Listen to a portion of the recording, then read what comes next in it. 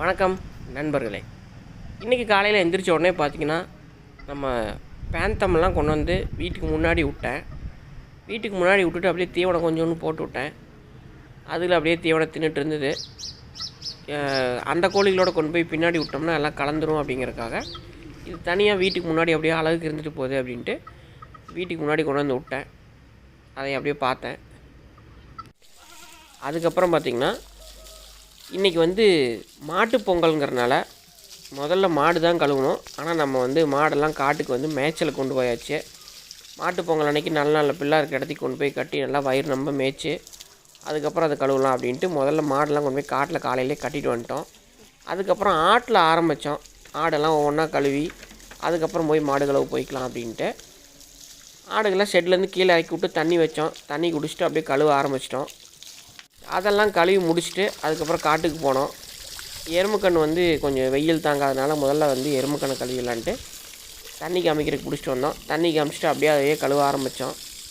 எருமையெல்லாம் பார்த்திங்கன்னா எப்போவுமே வந்து தண்ணி நீங்கள் எவ்வளோ தண்ணி ஃபோர்ஸாக அடிச்சிங்கனாலும் எவ்வளோ மழை பெஞ்சாலும் அதுக்கு வந்து தண்ணி ரொம்ப பிடிக்கும்.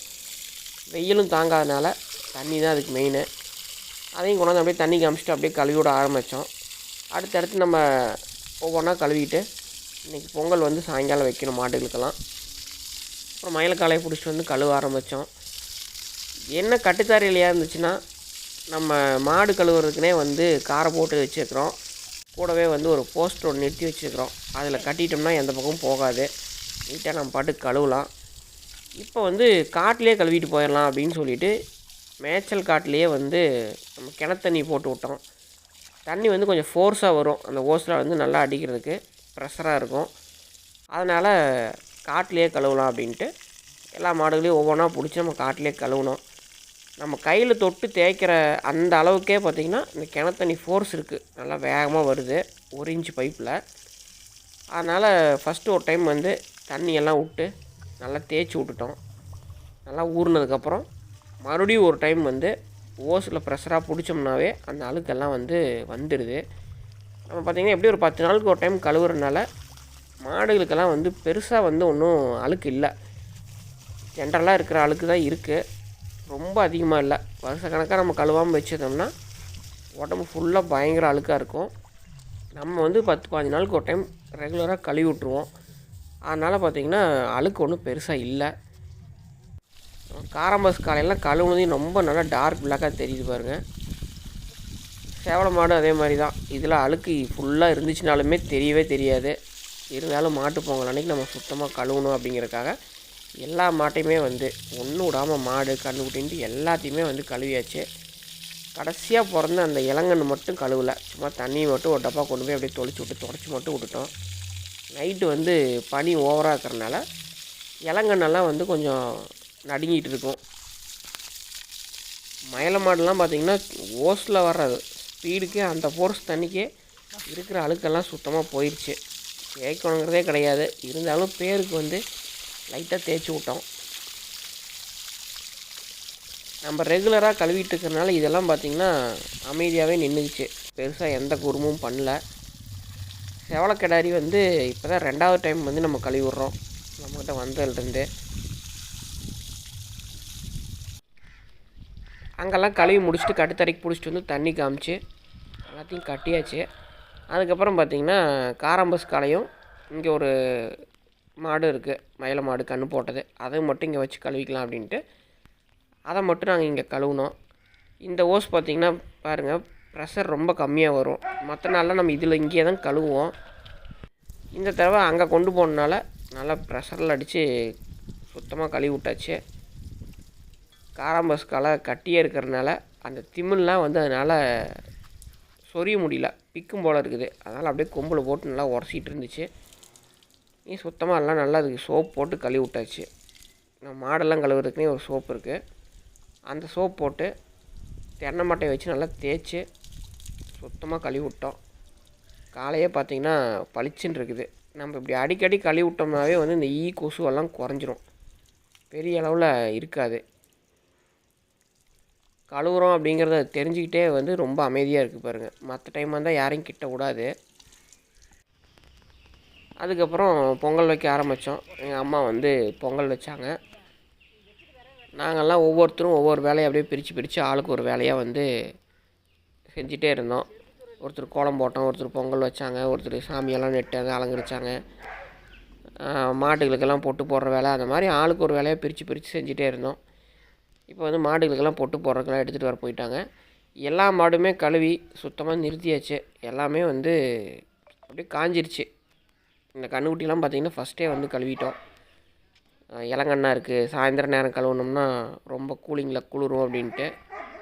நம்ம செவலை கிடாரி அதே மாதிரி தான், சின்ன செவலை கிடாரி இதுவுமே வந்து காலையிலேயே கழுவியாச்சு.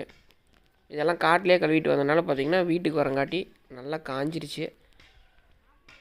வருஷம் கட்டுத்தரையிலே தான் நாங்கள் மாடெல்லாம் கழுவுவோம்.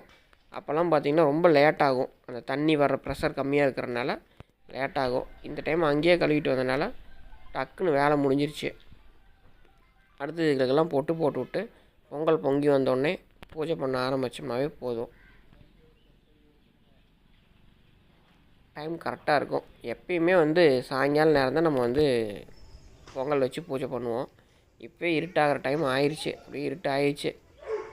எப்பயுமே பார்த்திங்கன்னா பூஜை ஆகும்போது இருட்டு ஆயிரும். அதனால் நான் வந்து கட்டுத்தரையை ஃபுல்லாக கிளியராகவே காமிக்க முடியறதில்ல. சாமிக்கு முன்னாடி வந்து கோலம் போட்டு எல்லாம் அலங்கரித்து எல்லாமே நீட்டாக பண்ணியாச்சு. இப்போ பார்த்திங்கன்னா மாட்டுக்கெல்லாம் வந்து பொட்டு போட்டாச்சு. பூஜை பண்ணுறதுக்கு முன்னாடியே வந்து பொட்டு போட்டுருவோம். அதுக்கப்புறம் சாமி கும்பிட்டு பூஜை பண்ணி திருநூறு கொண்டு வந்து எல்லா மாட்டுக்கும் இட்டு விட்ருவோம். வழக்கமாக வந்து நாங்கள் இந்த மாதிரி தான் பண்ணுவோம். எல்லா மாட்டுக்குமே நீட்டாக பொட்டு போட்டு விட்டாச்சு. அங்கெல்லாம் வெளிச்சம் பார்த்ததுனால உங்களுக்கு கிளியராக தெரியல. இப்போ காரம்பஸ் காலை கட்டிக்கிறதுக்கெல்லாம் பார்த்திங்கன்னா லைட் எரிஞ்சிட்ருக்கு. அதனால் ஓரளவுக்கு நல்லா தெரியுது. தம்பி வந்து எல்லாத்துக்கும் ஒரு பொங்கல் வாழ்த்து சொன்னான். அதுக்கப்புறம் அப்பாவும் தம்பியும் வந்து பூஜை பண்ண ஆரம்பித்தாங்க. எப்பயுமே வந்து எங்கள் அப்பா தான் பூஜை பண்ணுவார்.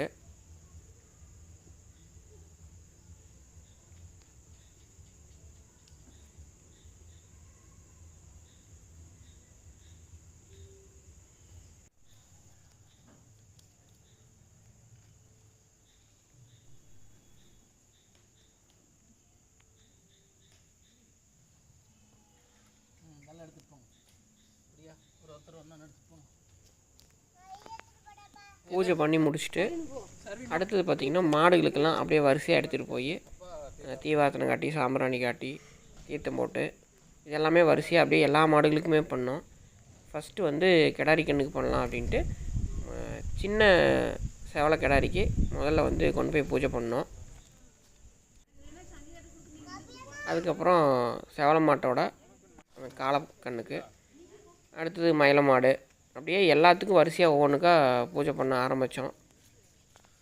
கன்றுக்குட்டியிலேருந்து மாடுலேருந்து காளை எல்லாத்துக்குமே வரிசையாக அப்படியே எப்படி நம்ம ஸ்டார்டிங் பண்ணோமோ அதே மாதிரி தான் கொண்டு போனோம்.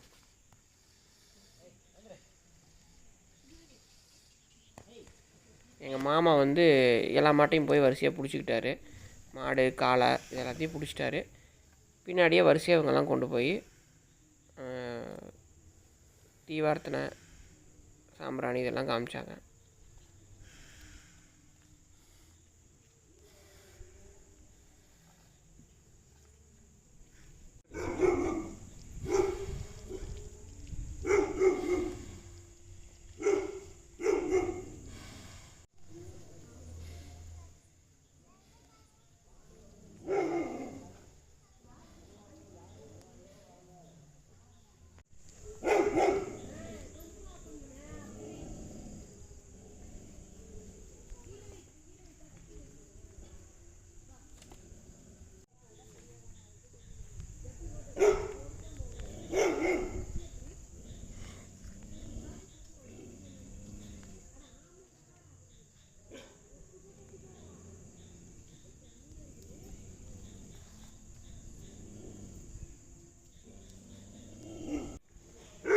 மயில மாடு மட்டும் எப்பயுமே வந்து யாருக்குமே எதுக்கும் பயப்படுறதில்ல. பூஜை பண்ணும்போதாக இருந்தாலும் எதுக்காக இருந்தாலும் ரொம்ப அமைதியாக தைரியமாக நிற்கிது. ஏதோ பழம் கொடுக்குறாங்களாட்டக்குன்னு எட்டி விழுந்துட்டு பார்க்குது. அதெல்லாம் வந்து இனிமேல் பின்னாடி தான். எல்லாத்தோட ஒரு முக்கியமானது என்னென்னா, நிறையா பேர் வந்து பொங்கல் வச்சா மாட்டுக்கு நிறையா அந்த பொங்கல், பழம் அது இதுன்னு போட்டு நிறையாலாம் கொடுத்துருவாங்க. ஆனால் வந்து அவ்வளோ கொடுக்கக்கூடாது. சும்மா கொஞ்சமாக ஒரு கை வந்து பொங்கல் எடுத்து அதில் பழம் போட்டு பிசைஞ்சு நாட்டு சர்க்கரைக்கு இது போட்டு கொஞ்சமாக தான் கொடுக்கணும். அதிகமாக கொடுத்தோம் அப்படின்னா மாடுகளுக்கு இந்த வயிறு உப்பச பிரச்சனை அந்த மாதிரி ஏதாவது வந்துடும். பழம் நீங்கள் எவ்வளோ கொடுத்தீங்கனாலும் தப்பு இல்லை, அந்த மாதிரியெல்லாம் நீங்கள் கொடுத்துக்கலாம். இந்த பொங்கல் கொடுக்கறத தவிர்த்துக்கலாம். அதே கரும்பு அதெல்லாம் வந்து நீங்கள் எவ்வளோ வேணாலும் கொடுக்கலாம். அது அதிகமாக கரும்பு சாப்பிடாது, ஓரளவுக்கு தான் சாப்பிடும். அந்த கோந்தலையோடு இருக்கிறதெல்லாம் சேர்த்து கொடுத்திங்கன்னா நல்லா சாப்பிட்டுக்கும். நாம் வந்து எப்போயுமே கொஞ்சமாக வந்து பொங்கல் போட்டு பழம் அதிகமாக போட்டு பிசைஞ்சு எல்லா மாட்டுக்கும் ஒவ்வொரு ரூபா கொடுத்துருவோம். அதை நான் வந்து வீடியோ எடுக்கலை, ஏன்னா நான் தான் போய் ஊட்டினேன். அதனால் வந்து அதை வீடியோ எடுக்க முடியல. அது பழம் ஊட்டும் போதும் ஜாக்கிரதையாக கொடுக்கணும், இல்லைன்னா நம்ம கையை கடிச்சிடும். பழம் இல்லை, பொங்கல் ஊட்டும் போது. அதுக்கப்புறம் கடைசியாக பார்த்திங்கன்னா ஆட்டு செட்டுக்கு வந்து அங்கேயும் தீவார்த்தனை காமிச்சு தீர்த்தம் போட்டுட்டு திருநூறு அப்படியே பொதுவாக ஒரு கூண்டுக்குள்ளே போட்டு விட்டு போயாச்சு. அதுக்கப்புறம் நம்ம எல்லாருமே வந்து தீவார்த்தனை காமிச்சதையும் திருநூறு எடுத்துக்கிட்டோம், சாமி கும்பிட்டு.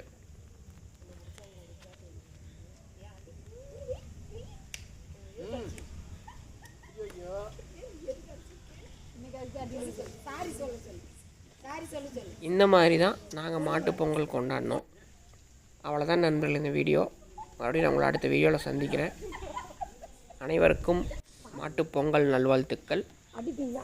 நன்றி.